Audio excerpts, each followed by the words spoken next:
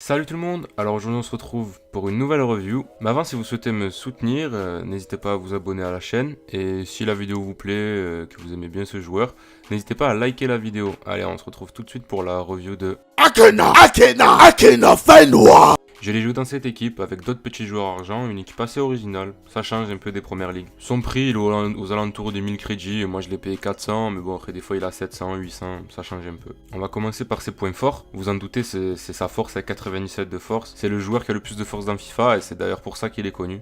Il prend beaucoup de monde en physique, hein. Il est lent, mais sa force lui permet de passer les défenses quand même. Il ne se fait pas bouger non plus, car il a 71 en équilibre, et franchement c'est pas mauvais pour un joueur avec cette note-là.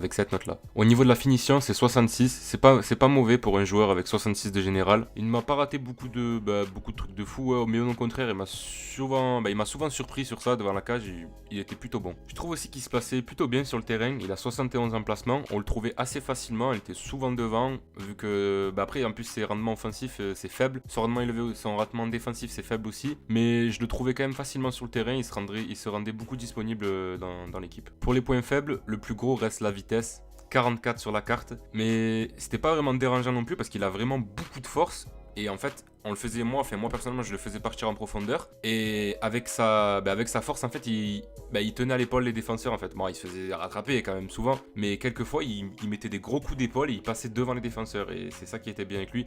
Mais il est quand même très très lent, hein. 44 de vitesse, c'est vraiment très lent pour un BU. L'agilité est elle aussi très basse. À 35 en agilité, il a 52 en dribble.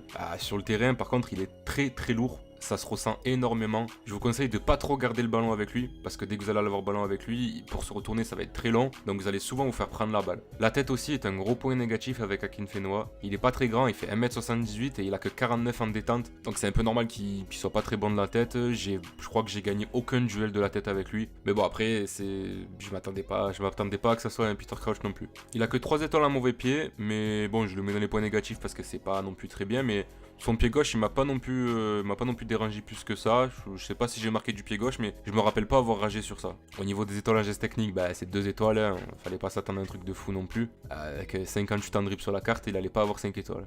Mais malgré tout ça, je trouve que ça reste quand même un joueur à tester. C'est un joueur phare de FIFA toutes les années, qui a été connu avec KSI. C'est aussi le joueur qui a le plus de force dans FIFA, donc je trouve que ça reste un joueur à tester. Et je me suis bien amusé avec cette carte.